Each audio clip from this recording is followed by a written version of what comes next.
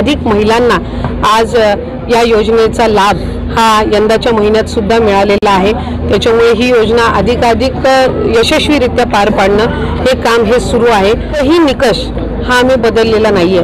जो शासन निर्णय आम्ही जुलै महिन्याच्या कालावधीमध्ये गेल्या वर्षी निर्गमित केलेला होता, त्या शासन निर्णयाला धरून जी आहे ती त्या ठिकाणी ही योजना सुरू आहे। एकही निकषामध्ये अगदी शब्दाचा सुद्धा बदल हा केला गेलेला नाहीये। हे मला आपल्या माध्यमातून निश्चितपणाने लाडक्या बहिणींना सांगावंसं वाटतंय।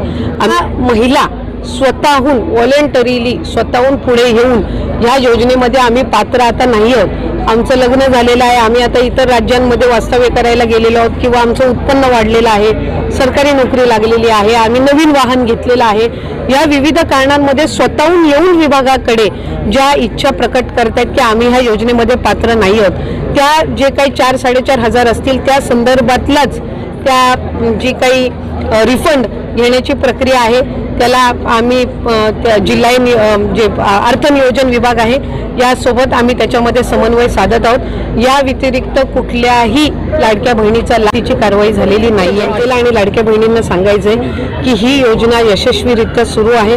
कुठेही आम्ही कुठल्याही पद्धतीने जबरदस्ती कोणाचा लाभ मागे परत घेण्याच्या संदर्भातला कुठलाही निर्णय गांधी निराधार योजना असेल, तुमची नमो शेतकरी योजना असेल, पीक विमा योजना असेल, कलेक लाडकी योजना असेल, शासनाच्या कुठल्याही योजनेचं वर्षातून एकदा स्क्रुटिनी ही रूटीन पद्धतीने होत असते। ही प्रचलित पद्धत आहे।